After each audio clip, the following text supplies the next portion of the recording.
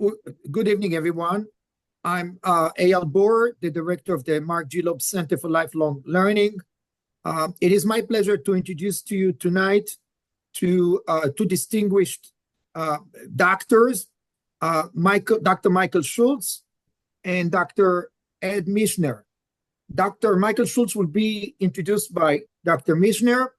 However, I just want to tell you all that in a discussion with Dr. Mishner, I learned that he was a member at Beth El since he was born.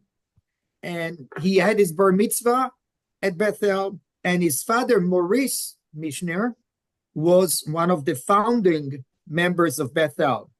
They started Beth El at Dorothy Avenue downtown. And now it is my pleasure to pass the microphone to Dr. Mishner. Should you have questions, please put them on chat or raise your hands, please, at the end of the presentation. Please mute yourself as of now till questions will arise. Thank you very much. Have a good evening.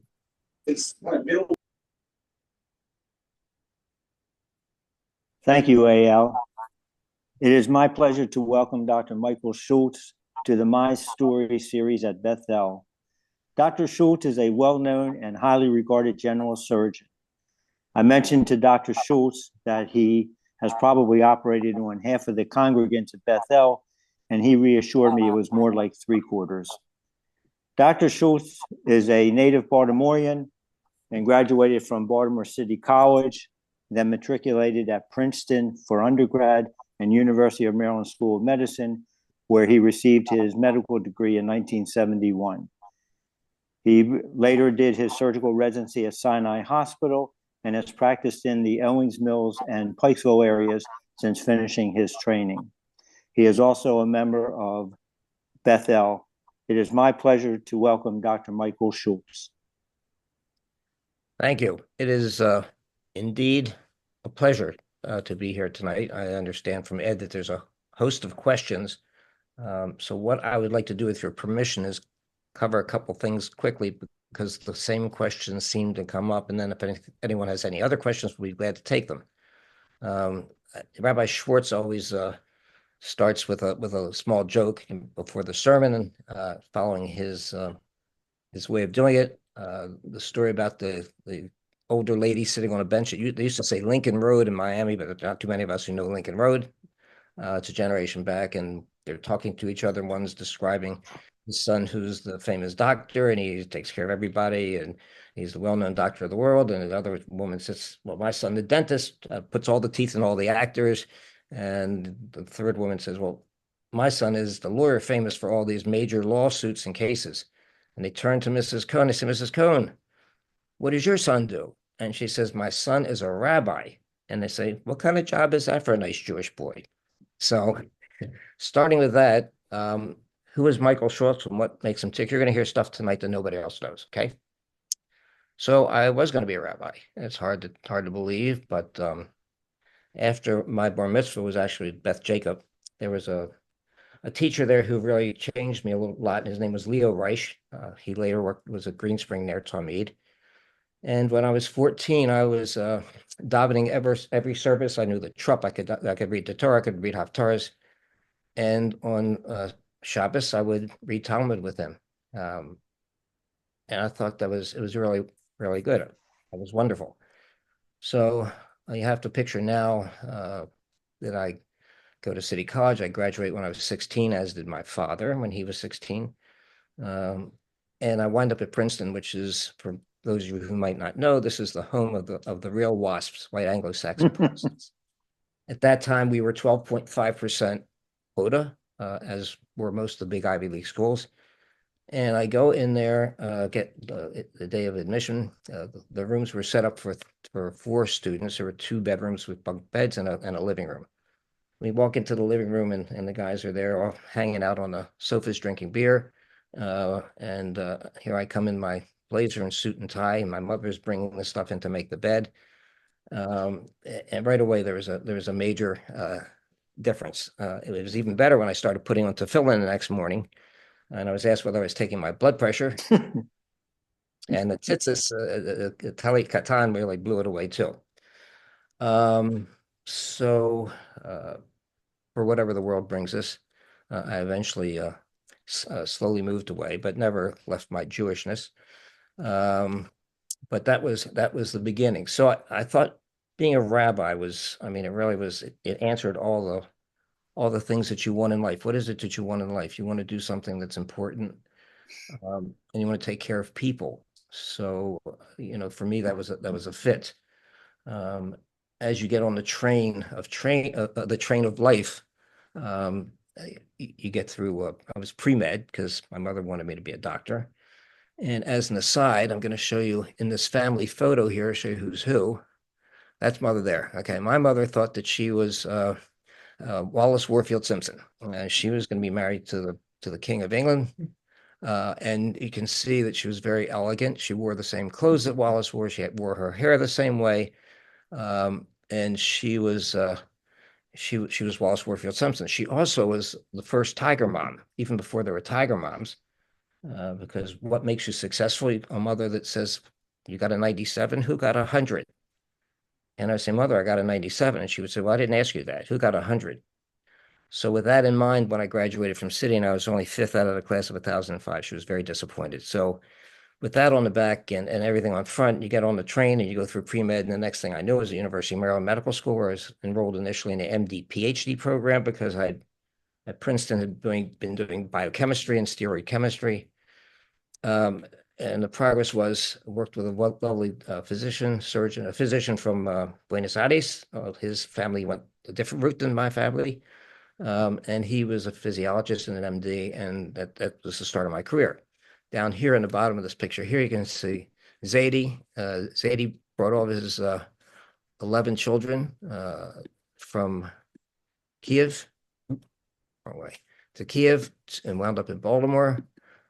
He was an incredible gentleman. He would go to shul every day, come home and have a shot of old Pikesville rye and eat a piece of kickel, and he lived to 106. So I tried that diet. It's very boring. This is my mother's father. His name's Sam Golden. His family had come here via London. So my father, Sidney, who became Chick and played a large role in my life. There I am, this cute little 4-year-old down there. That is Michael Schultz in 1950. Okay. So with a Tiger mom and a MD PhD program at university, I started moving toward that world. This is the current family. This is our blended family. This is Rona, who's my first wife. This is all 4 of our children. That's Lauren and Jennifer, and who else was there? Where's Ben? Ben, everybody knows Ben Schultz and Zachary. So lo and behold, as I was doing my research, I really liked operating on the hamsters more than I liked the steroid chemistry. Working under a microscope was really interesting to me. So everything turned. I stopped being a scientist. I started being a surgeon. And the only way to do microsurgery in those times was to go in through plastics or hand surgery. So things just keep making a turn. So after 4 years at University of Maryland, I was going to a program in Yale, but long story short, I wound up at Sinai because in those days, if you were to get admitting privileges in Sinai, you had to serve at least 1 year there. So I went there for an internship. And I met someone who was the most incredible surgeon in the world. There may be very few of you who remember him. His name was Mark Gann. He started his residency at Sinai in 33 because Sinai was a hospital where doctors went to train because they couldn't get jobs they couldn't work at Hopkins, which was across the street. Mark Gann taught me so much that it's hard to imagine. He's an excellent surgeon, but he taught me more about taking care of patients, and our obligation was to the patient. And between that and my bend towards wanting to be a rabbi, I became enmeshed in the care of the patient. Everything was always about the patient, okay, because they were the people who came here and put themselves in our hands, and we had to take care of them. And basically, that's how things progressed. And people used to say, "Oh, he's so wonderful." To me, I wasn't doing anything wonderful. I was doing what you're supposed to do, to take care of the whole patient and listen to them and talk to them In 70s, we got a big rush of Russian immigrants came in. Most of them became manicures, as you know. But I spoke Russian to them, and my life was fabulous. I mean, I was doing surgery, which I loved. The more microscopic, the more technical, the better. At the end of those 5 years at Sinai, I was doing every cancer from the top of the head to the bottom of the foot. So I came out of residency in 1975. I joined Dr. Gann. I was his first quote unquote partner. I don't know how you can be a partner when your senior surgeon was the chief of surgery at 67 and I was 27. He never. So, but it worked really well. And I continued to learn. And every while he would send me somewhere. He said, listen, there's going to be a thing called colonoscopy. I want you to go work with Hiromi Shinya. He's the Japanese surgeon who started it. So off I went to work with Dr. Hiromi Shinya and learned how to do colonoscopies. At the very beginning, I was the only surgeon doing colonoscopies. And by the time I finished, I had done 36,000 colonoscopies and upper endoscopies. And of course, did a tremendous amount of colon surgery and pancreatic surgery. And we were busy. And then he said, I want you to go. He sent me all these different places to learn new things, new tricks. I came back using staplers. We used staplers, and I worked with US Surgical, developing some other stapling devices. So it's been an incredible voyage. It was a journey. It was just wonderful, and it gave me the opportunity to take care of patients and try all the newest things that were available.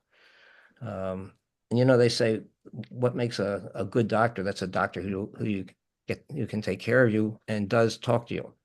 So one of the hallmarks that became sort of a difficulty is patients had constant access to me.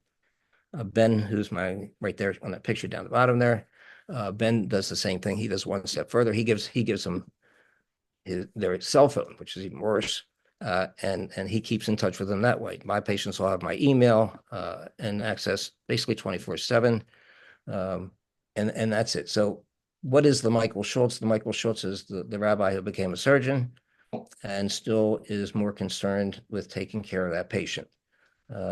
Forrest Gump, Ed gave me a question, what's our favorite movie? We watch Forrest Gump, and everybody knows all the things that Forrest Gump said, and I agree. Mama says stupid isn't stupid does.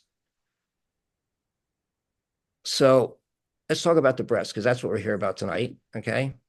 Where'd it go? I just lost that. I hit something I shouldn't have done. No, that's Ed. There, back up. So the breast is really created to make milk, but if we look at it down through the ages, thousands of years, you can see sculpture and art. The breast is always epitomized because it is feminineness, and even straight on through the decades and the millennia, clothes, dress, and sensuality. It is an organ of sexuality in terms of touch and feel, and that can be with a partner or alone. And these are functions which no one ever talked about to the patients. We would just operate on them, and nobody really sat and found out who they were or what they were about. So in our world, it's important to do that. So just to quickly run through some of the factoids, we do two basic surgeries. You take the lump out, or you can take the breast off. We'll go into some of those details in a bit. But in today's world, reconstruction has created a scenario where normal looking breast can really be easily had, and that's through plastic and reconstruction. Oncoplastic means it's a reconstructive procedure that's done and accompanies the breast cancer surgery, and the good news is it's insurance paid, so a lot of patients like that. This is a reduction along with a lumpectomy. So the patient had breast cancer surgery, the lump was removed, and the breast was reduced nicely. Even no matter what size, we've operated up to size N, which is sort of a big one. We've more moved along considering the reconstruction than anything else. And the types of mastectomy, they've moved more through the years, they've changed. We did these radicals, which is just horrible. It's how I started out in 1970, 71. That was an operation that was popularized by the great Dr. Halsted, who said if you cut most of it, all of it away, you can cure the cancer. This was his operation. This is from his publication in 1880. That operation stood and was in play until my first year. at the Sinai. And we were still doing these incredibly radical procedures in which you took out everything. This is a result of a radical mastectomy. Skin, muscle, the whole chest wall. Because Halsted said if you could cut it all away, then you cure the cancer. That was his concept, because the only patients he saw were people who had very advanced disease. The people who had bad tumors had died of metastatic disease, never got to him. So all of his patients were self-selected. But that's 1971. And this is today. So today, we take out all the breast tissue, leave the skin and nipple behind, and do a reconstruction so that hopefully patients can't tell that they've ever been there. So it's a far cry from the Halsted. We spare the nipple, and we get good cancer results. I was one of the investigators of a 2,000-woman study done across the U.S. between 2011 or 2012 and 2018. And the recurrence rate of breast cancer in nipple sparing was 0.7%, which is lower than the other regular surgeries. So that's where we are today. It's come a long way since Halsted, but many of these women look a lot better than when they came in, and the cancer is cured. Just running along here, this is some of the questions that everybody wants. I have no family history of breast cancer. How can I get breast cancer? And truth is that 90% of breast cancers are sporadic. They just happen. Less than 10% are hereditary or genetic. And most cancers just happen. Hereditary is 5 to 10%. That means you have a family history. Within there's genetic, the genes, so-called BRCA gene that we talk about, which is it increases the risk of cancer because the BRCA gene is the gene that stops cancer growth, and the inherited defect, the mutation in that gene, is it doesn't work. So why do we have so much of it in Ashkenazi Jews? Because for 900 years, Rebbe said it was okay to marry your first and second cousin. So the gene pool is tight. It's too tight. So it's 1 out of 40 in the Ashkenazi population carry that gene, and in the general population is 1 in 800. So if I have breast cancer, I should be able to feel it. Shouldn't I be able to feel it? And the answer is nope. Dr. Mishner will tell you from many long years, 80 to 90% are image detected. They don't even feel it. And it doesn't have to have a lump. Even in patients with active breast cancer who present, 1 to 6 have no lump at all. So our goal has always been to identify the cancers as early as we can, because obviously earlier is better. Why is early better? Early is better because breast cancer is what we call a double-edged sword, 2 sides on the sword. On the one side, it's a disease of the breast and the lymph nodes that drain it. On the other hand, it's a systemic disease. No one dies of breast cancer. They die of metastatic disease, okay, to the bones, liver, lungs, and brain. So the chances of metastases developing are based on time. The longer the primary tumor is there, the more chance that those cells from that primary tumor can get into the blood or to the lymph channels and travel. So that's why early is better, and that's why all of us continually say, get your mammogram, because no matter what there is nothing better, even today. Breast cancer doesn't always cause a lump. These are myths. Although self-awareness is good, mammography is better. Too much radiation. Well, these numbers are a little bit off here, but anyhow, the radiation for mammogram is about 1/2 of a gray. It's a measurement of radiation. Ambient radiation, that is how much radiation do you and I get just living where we live, is about 5 gray per year. So you're looking at 10% just to get a mammogram. CAT scan, everybody gets CAT scans left and right. You got an ingrown toenail. That's 2 gray. That's equivalent of 8 months of ambient radiation. And you fly to New York to California at 39,000 feet, and you're getting about the same as the mammogram. So there is no unsafe radiation levels for mammograms. It's all bunk. So we're exposed to radiation everywhere. And I tell the patients, listen, you may get 1/2 gray for your mammogram or a full gray with extra images, but if you have cancer, you're 6,000 gray. So better to find it and avoid the radiation. Even our lower dose radiation treatments, it's still 3,400 to 4,000 gray. So the bottom line is get the mammogram. That is the best thing that you can do for yourself, and it has to be annual. because if you get it annually, the chances of finding something that's advanced are going to be much, much less. Radiation is low dose. The images are good. The radiologists really spend their entire lives davening over these images. Now they used to have CAD stream, which is computer-aided diagnosis, and now they have AI, which probably making everybody crazy because everything shows up on that.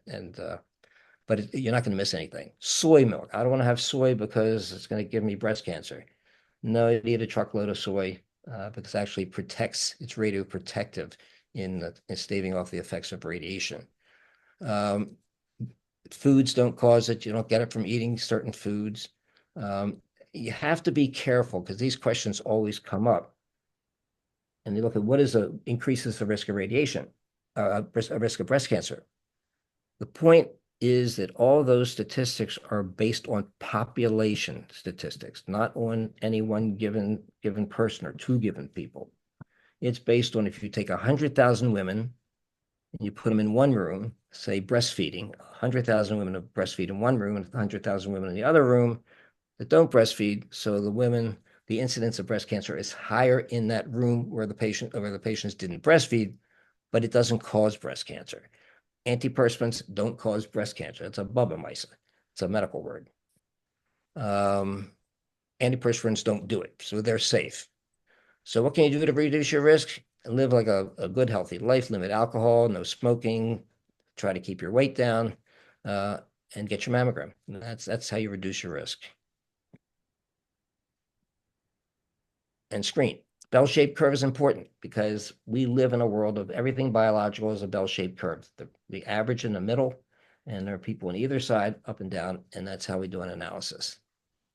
Mammograms, dense breast on the left, you really can't make heads or tails, but if you do an MRI on the right, you see how that tumor pops out. So we've come a long way. When we first started doing MRIs, Wendy Berg and I were doing them, people thought we lost our minds because they did them for spines and brains, but she really pushed the MRI of the breast a long, long way.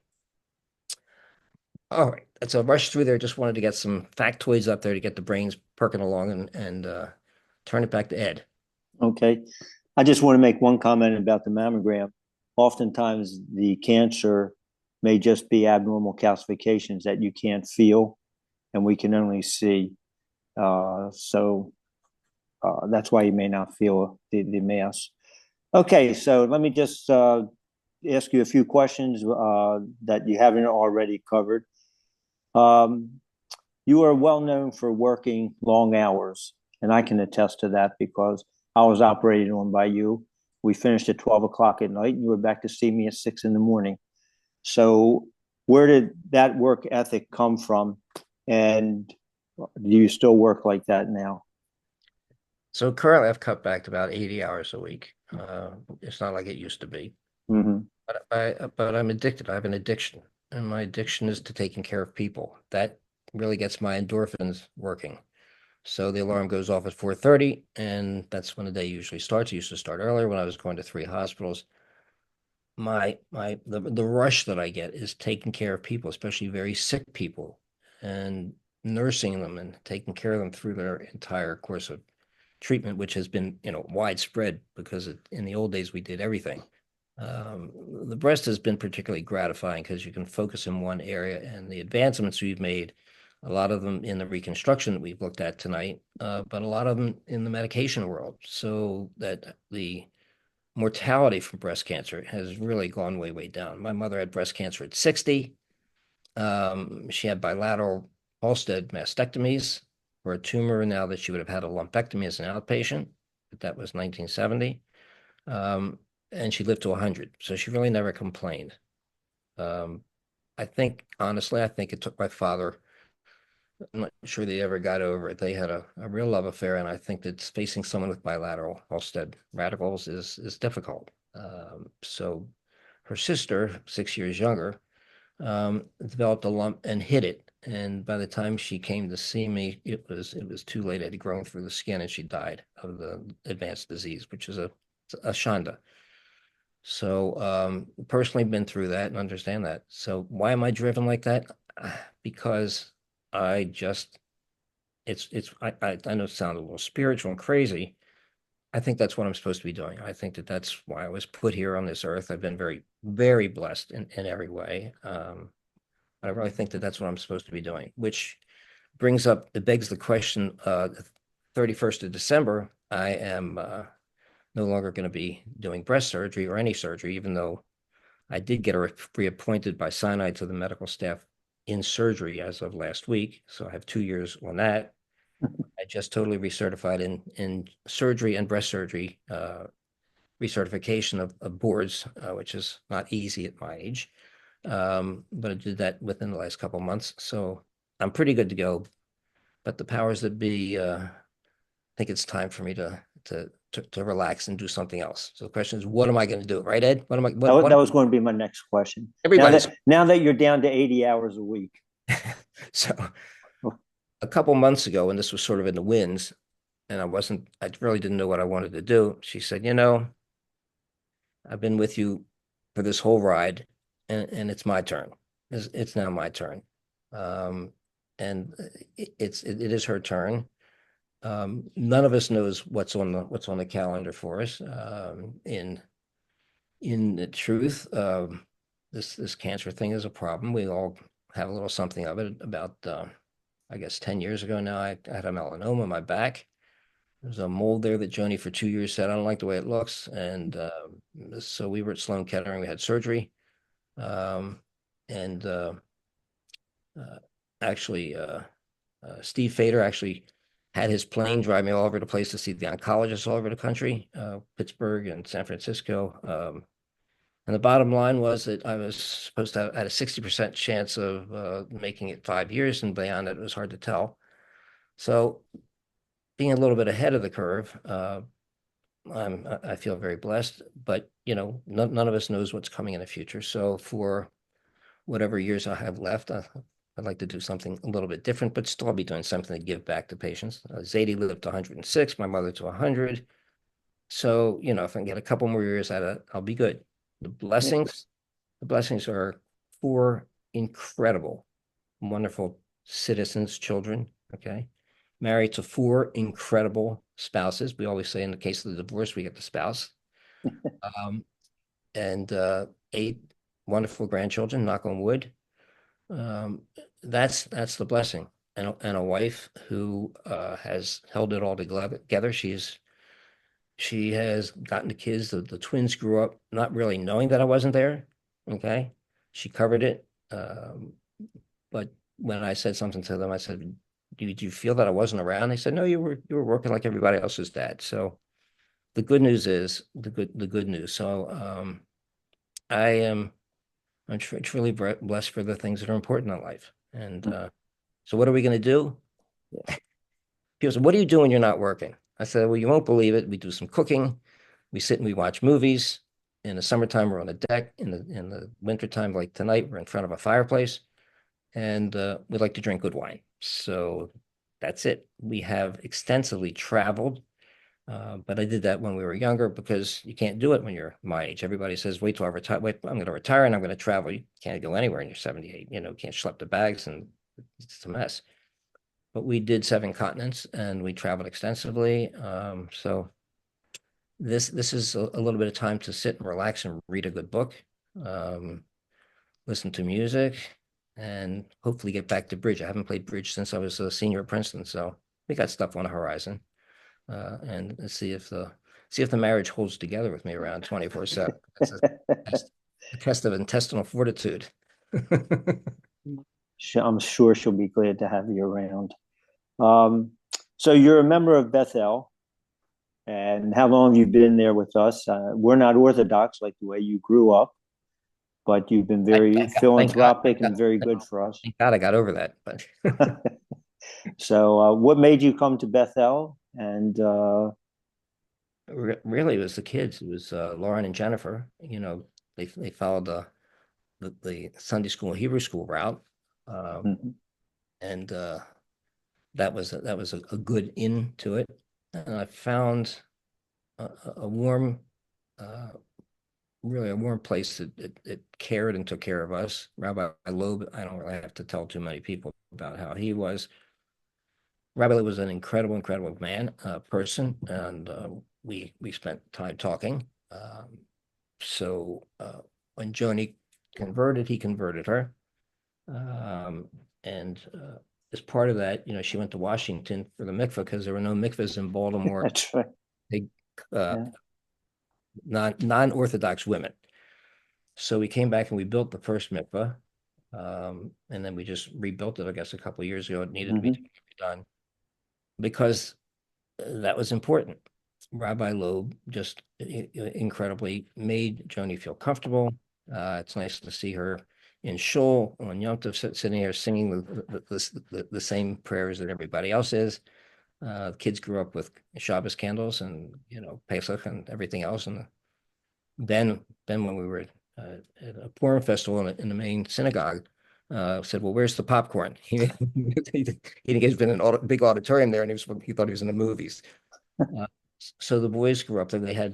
I think we had maybe the only double bris when they had their bris in February of '88. First, they did their bar mitzvahs there, their Hebrew education, and we founded a very nice home. The important thing, Ed, that when you have a spouse who is a Jew by choice, okay, sometimes they're not as welcome in our community, in any community.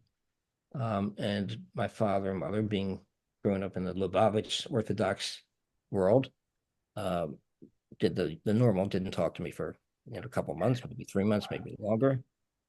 And one day Rabbi Loeb called my parents in to talk to them. And he said, you demean what I do. Of course, that threw them for a loop because they always thought rabbis were the best in the world. And he said, Joan is a Jewess whom I converted. She's a Jewess by choice. She is a good Jewish mother and a wife. And I think you guys better get over it. Of course, that was all that had to happen. And there was a rapid turnaround. So that was one of the things which really pulled us in there. And of course, as you know, Dr. Rabbi Schultz also is now welcoming the children of mixed marriages. And I think that's a fact that we live with, all of us live with. And it's nice to have a place that families can come and families can do simchas and families can do Yom Tov together. And everybody feels very comfortable and warm and welcome. So a couple of years ago when the park was being done in the back, Rabbi Schwartz and crew asked us to do a little something. So we decided that would be a very good investment for our children and for the community. And we were glad to do that. So. Yeah, I remember that very well. Yeah. So I'll finish up my questions and we can open it up to the members. So you've told us what your favorite movie is. What kind of music do you like? What's your genre? Well, Joni and I, we're sort of children of the Beatles, and the pardon, in the '70s. We're '70 kids, so we like all that. Eric Clapton and so we like that. We used to take the girls to the concerts. I remember taking them to the first Madonna concert. That was a little unusual, but our biggest thing is we like the '70s and that kind of music. It's hard to get to like the current music. And we like old movies and we like travel, we like walk, and we like sun, just the usual stuff. And so when you'd be in the operating room, did you have music going? all the time. Actually, in the days, I had my little iPod that had all the music in it. And Friday afternoon, we did Margaritaville at the end of the surgeries on Friday afternoon, but you can't. It's at St. Joe, really, they weren't happy with all the lyrics to that, but that's what we. But luckily, when you operated on me, I didn't get to hear the music, so I meant the anesthesia was good. So do you have anything else you want to say before we open up the questions to our public? No, I think it's interesting to be at this point because it sometimes I think I'm sort of an enigma. People really aren't sure what I'm about. I'm just about people. and just being nice to people and taking care of people. And I never say no. I have a disease. I can't say no to anybody at any time. But that's a defect that I think I've passed along to the four kids. They just got the same thing. Same thing. Very philanthropic, very good, very caring, very nurturing, and very hardworking. I don't think any of the children work less than 80 hours a week. Probably 80, 90 now these days. I think if you ask them, because they never sleep. Well, I mean, as someone who's in the medical field, but I don't see patients like you do, I can tell you I very much appreciated the care, and I see what people go through. You're kind of like the Marcus Welby of the surgeons, right? Did you make house calls? Yes, of course. When do I make house calls? I make house calls when the biopsy results, as you know, Ed, sometimes it comes back, you say, I can't believe that. I mean, I can't. So it's tough to call somebody, usually your team calls everybody at 4:45 on Friday afternoon and tell them they have cancer. And they get a little panicked. So we sort of get those calls because the gynecologists say, call Schultz, call Schultz. It's like a wire pallet in San Francisco. So, we see patients 7 days a week. I do make house calls when the news is just too much to do over the phone. And there's nothing wrong with that. Sometimes patients are too sick to come to the office. So, Marcus Welby, maybe. Well, this was great. I learned a lot. And I could tell you that that's the way medicine should be practiced, that the patient comes first, and we should do our best to take care of them. So having said that, Ellen, do we have any questions? One of the best. Well, Eddie, I want to ask one question, if it's okay. Yeah, I'll let you. Beth El, you can sit with your wife. Oh yeah, Joni says the best thing about Beth El is I can sit next to her. That's true too. That is true. Go on, AL. And Dr. Schultz, you actually Michael. Dr. Schultz is my son. Okay. Okay. During the holidays, we sit not far from each other, if you remember that. Yes, right. Let me ask you something. What is the percentage of men who get cancer, breast cancer? Good question. I gave him that question. Oh, you did. Good question. Men get breast cancer, right? About 1%, 2%. It happens. Men have breast tissue, right? Maybe a little bit, but the breast cancer generally arises in the ducts. The breasts are made of glands to make the milk, and the ducts to carry the milk to the nipple. And although they aren't fully developed, nonetheless, the ducts are there, and that's usually where the breast cancer begins. In men, the problem is, number one, they don't get mammograms, right? Although if I don't get rid of my man boobs, I'm going to get them soon anyway. But the point being, the cancer arises in the milk ducts. The problem is that it's always picked up late because they're not getting mammograms. So when does a man pick up a lump? Well, first of all, that men don't go to doctors. Number two, they're a denial until it's the size of a golf ball and can be visible. They really don't say anything. So it's usually developed at a later stage. But fortunately, they really don't get as much metastatic disease as women do. But we do the same operations. So mastectomies really, because it's hard to do a lumpectomy. And they get the same medications, which creates a lot of havoc because they get tamoxifen and these anti-estrogen medications, which does a tremendous amount of detriment sexually. So that's a problem. And again, they just need a little more counseling, a little more hand-holding, and to be told they're normal. But men get it, yeah. Thank you. Ellen? There are no questions in the chat, so anybody, if you're interested in asking something, I think Dr. Schultz answered all of your questions, is what I think. But if you have something that you'd like to share, don't be shy, or something you'd like to ask, please unmute yourself. Hi, it's Roz Kerman. Hi, Roz Kerman. Roz Kerman, the one I watched Michael Schultz for his residency. Super nurse Roz Kerman. Wait, I'm going to go one more than you, Mike. We graduated high school together. We go back a long way. I have to thank you, Michael, for taking good care of my family, including Howard with his toe in the ER, and taking care of my father, who lived almost to 92 years old. You always said he was going to be one of your longtime patients, if you remember. Yes. And you've always taken good care of me too. And I will miss the care that you give the community. I think you've done such a beautiful job, and I sincerely thank you from the bottom of my heart. It was a pleasure to work with you at Sinai and to be your patient. So thank you very much.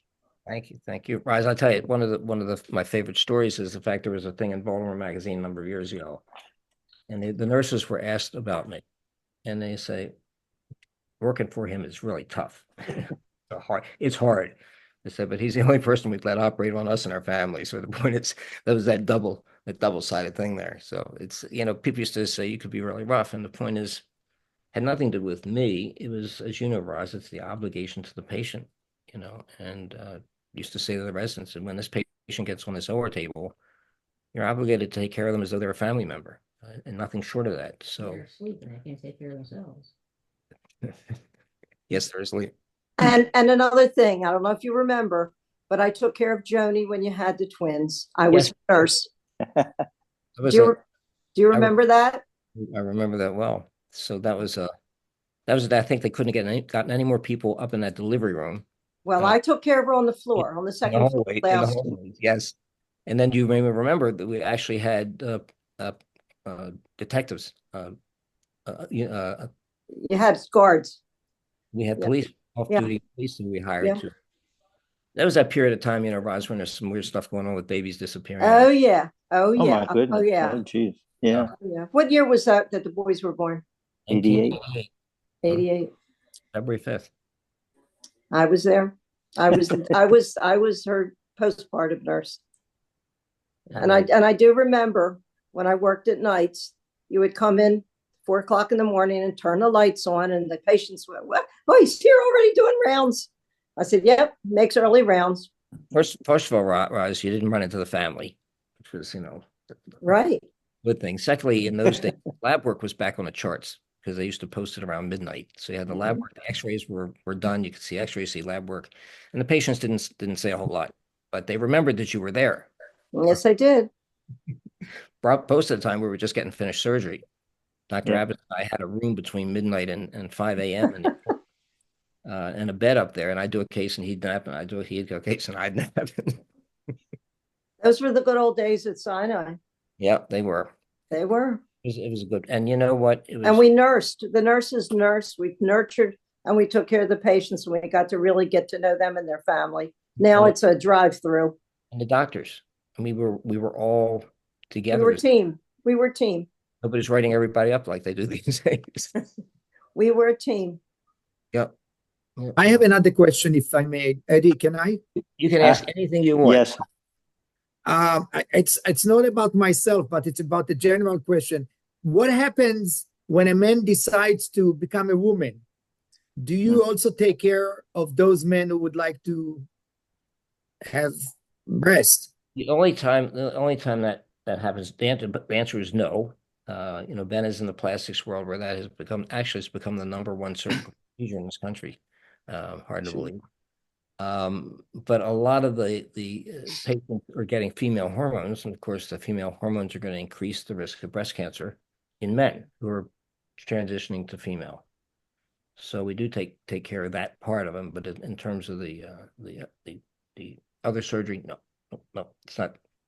We have enough trouble taking care of the breast cancer, which is another thing. I think if someone feels a lump, Eddie, you'll appreciate this. Mm-hmm. We just tell them to come over. I mean, just come over, because a lot of times it can be a sebaceous skin cyst, and rather than wait to get a mammogram or an ultrasound, we can do a quick ultrasound, because we ultrasound everybody in the time of exam, and direct them. And if it is something that's worrisome, at least I'm on top of it at the beginning, so they're not going and getting a mammogram and something's handing a piece of paper that says this might be cancer, go call your doctor. So I think the thing is, when women have a lump, they should be seen. That's just the way it is. I would agree with that. Crickets must have done it all very quickly. See, Eddie, you were worried about for nothing. What's that? You worried that it was taking up too much time at the beginning. I can tell, Michael Schultz. Can you hear me? I hear you well. Yeah. Okay, I can tell a Michael Schultz story. Please. When Michael was probably in fourth grade, I was in third grade at cross country elementary school. We Yeah. got polio shots. Right. I fainted. Right. And Michael must have seen me walking down the hall crying because I had no idea what was happening. And at recess, the third graders were on one side of the fence. The fourth graders and older were on the other side. And Michael came running over the fence. Are you all right? Are you all right? And I knew then you were going to be a doctor. Oh, and I'm Judy Goldscheider Abrams. So I went to Hebrew school. Oh, okay. Got it.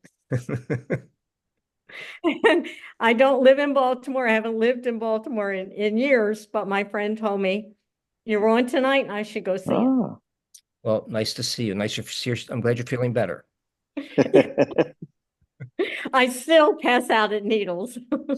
Yeah, I haven't had that problem. But we knew you were going to be a doctor. Well, I think it's the overall, the way we are. Very unfortunately, as you all know, everybody complains about the same thing. That this is a whole new breed. It's everything's different in the world. What's happening in medicine is probably really hard for people my vintage, old cars and good old wines vintage, because it's such a major change. Because I probably trained about 1,000 residents. Okay, for years we were part of the Hopkins program, and it was the greatest part of my teaching career. They were hardworking. They were sharp as a tack, and I still hear from a lot of them. They write me letters, and a lot of them are retiring. But there's nobody replacing them. It's just not there. I think a lot of it's financial because, as you know, the salaries aren't nearly what it is to do other things. The attorneys and everybody else are doing a little bit better, especially for the investment of years and years of training and time and hours. But I think if I could do one thing, and when I do teach the medical students, I always tell them to listen to the patient. Teddy Woodward, who was the old chief of medicine at university, was the father of rickettsia, right? Wasn't he? He was with Rocky Mountain spotted fever. That's right. He'd look down on his glasses, was making rounds. He was, Dr. Schultz, yes, Dr. Wood. Did your patient have breakfast? And here you're ready to present this case from the chief of medicine. And you say, breakfast is very important. You need to know if your patient ate breakfast because you got to make sure that they're eating and getting the nutrition they need. But the greatest thing he would say is that we have to listen to the patient. Listen to the patient. They'll tell you what's wrong. All you have to do is listen. And that was really one of those things that still resonated in my brain. And I teach all of the residents and medical students because nobody listens. There was a book out about 10 years ago. You can buy it on Amazon for $3 now. It's called How Doctors Think. It is a marvelous read.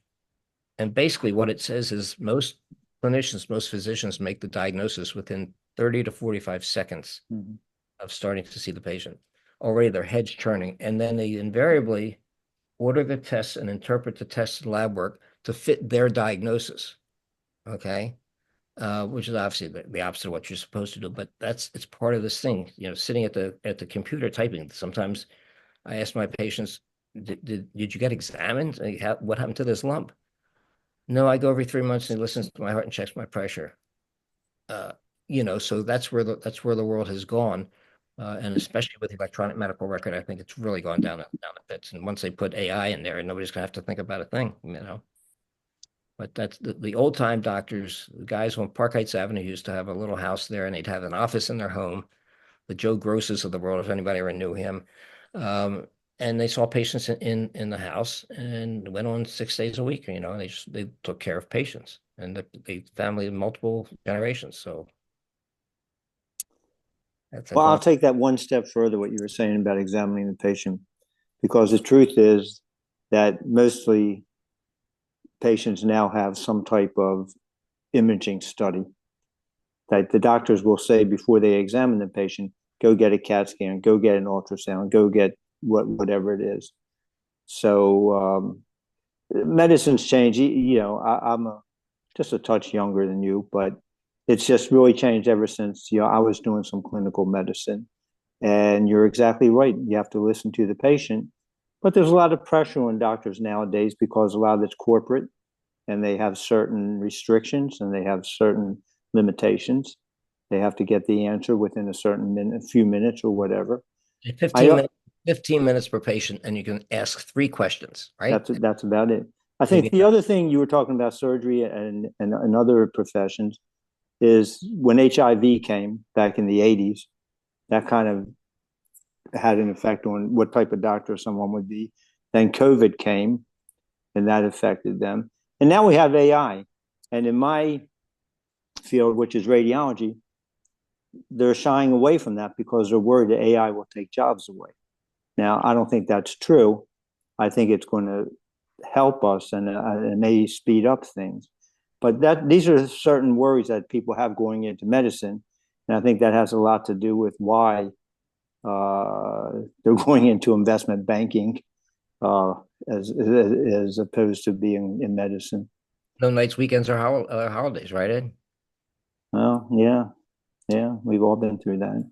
So I think AI is problematic for us, especially not for someone of our vintage, but in the general radiology world. The overcall rates are just hellacious, and the patient gets the report before they leave, and they're on the phone calling the office on the way out the driveway, and I may not get the report for 2 days, typed into the system, and they get their pathology reports immediately, like a day or so before we do. That kind of a process really tears the physician-patient relationship down, okay? Yep. Because they think that I don't care, I didn't call them, I didn't explain it to them. And I say, I don't know what you're talking about, I haven't seen the report. Why not? Why haven't you seen the report? It's the system. Things like that really create more bad feelings between the patients and their doctors, because after all, they can go online and get it all, It's absolutely, yeah, we hear the same thing. Everybody, with us, we have a portal. We give our report, and within 5 minutes, it's on the portal. Right. And we get calls all the time too. What does this word mean? What does that word mean? Now they go home and they sit with Google in a dictionary. They call me and say, "Do you know what this says?" That's true too. What it says? No, it says I have parenchyma. It's tissue. We're just talking back and forth here about medicine. What about other people? Any other questions? Who's this? Susan Simon. You have a question? You're muted.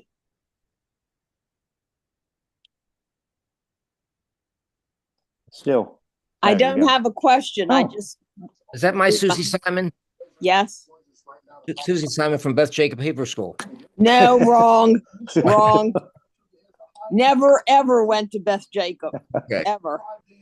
My love is Beth El. Okay. And I've never met you personally, but my internist is Holly Dahlman. Okay. And I think she was a friend of yours, or is a friend of yours. Yeah. Yeah. Now let me ask, I do have a question. Okay.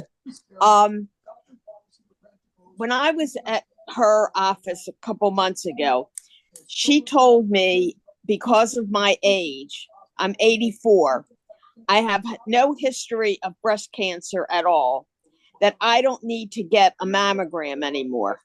Well, I love Holly Dahlman. And everything else. Here comes dogmatic statements like that are sort of off. I say, as long as a patient is a walkie-talkie, you need a mammogram, okay? Because if they get a breast cancer, we're going to take care of them. We're not going to put them back on the back porch. And therefore, the age is sort of meaningless. I have a lot of patients in their 80s. I have a lady who's 102, but she still drives herself in. So you have to treat in the proper age. Everybody's at risk. So we don't. That used to be a saying. Medicare didn't want to pay for it. I think how it started. I think after age 62 or something like that. It's been on the news and everything that if you're over 84 years old, you don't need it. I mean, that's where I heard it. I didn't hear it from her originally. I heard it on the news. Yeah, again, you go back to population statistics, and the point is there are not a lot of people who are in their late 80s and 90s, so therefore the statistics look a little bit different. But I will guarantee you that every week or two, patients, Right. media is, it's I agree with you. It's a couple of years from now. Right. Right. And that's right, Joan. He said you didn't need a mammogram till you're 40, but we're now seeing breast cancer at 31, 32, 33. Right.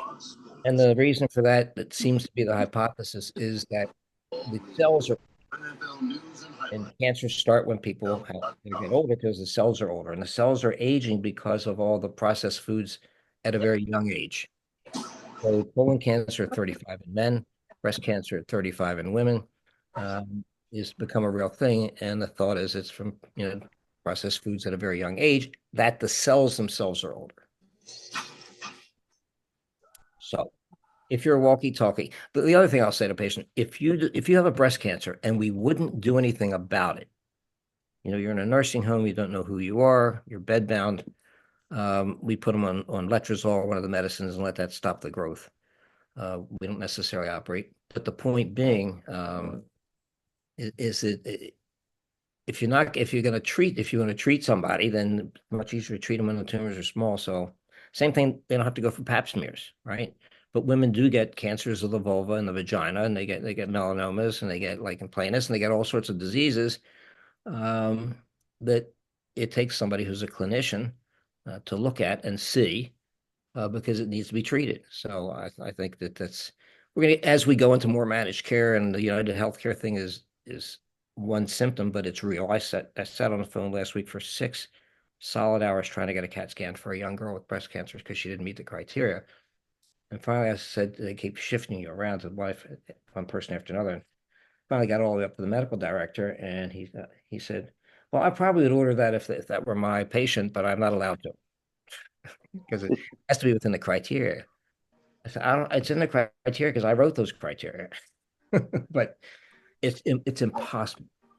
Just my personal thing, I had COVID a couple of weeks ago, and I must have cleared most of it, but not all of it. And within about a week later, I had it wasn't a recurrence. Is, as Dick Berg, the infectious disease guy, said, it's just the virus got low enough that you got better, but it didn't go away. So when it flared, 10 days later, I couldn't get a second dose of Paxlovid. Insurance company I had to wait 56 days to get the second dose. I'd pay $1,700 in order to get it, because otherwise they said, well, you can file an appeal. I said, well, by the time I file an appeal, I'll be dead. But but that's the way the world is. Mike, I can tell you from personal experience, history and reading mammograms, that I've seen them in 80-year-olds. And so it does exist, and they should be treated like anybody else, as long as they're physically and mentally capable. Hey, if you're gonna do something, if you find something, then find it early. That's all. Right. Well, I thank you so much, really. Well, thank you, Ed. Well, thank you. That was terrific. I hope everybody enjoyed this. How lucky we are to have such distinguished doctors in our congregation. Michael, this was an inspiring discussion, and who can be better than Eddie to interview you? It's great. So actually, and thank you. A couple song and dance, a little song and dance at the end there, Ed. I tried to. Thank you. Medicine can be fun, right? I mean, we see a lot, but it can be fun. It's very rewarding. I don't know anything else that can be as rewarding, really. Yeah. I would agree. So let me just tell you. Go ahead. I said, so let me just. Oh. Go on, Ayel. So the next, my story is going to be with another member of Beth El, Diane Orlinsky, and Dr. Larry Wise, both doctors, members of Beth El, and you know them, Dr. Michael. You know the two doctors. Diane Orlinsky is a star. She is brilliant. She is kind. She is caring, and she knows dermatology up one side and down the other. So, okay. Melanoma, obviously, we see each other a lot, but the point is she's a nice person, really great. Can't say enough. And Dr. Larry Weiser was an emergency room, and is a lawyer as well. So Thank you, Ed. Thank you, Michael. Thank you. Ellen Marks, thank you for putting it together. And to all the members of Beth El, let me wish you a happy Hanukkah. And after that, Happy New Year to all of us. Thank you so much. Thank you. Appreciate it. Michael, Have thank a- you. It was terrific. you. Thank you so much. Thank you, Ellen.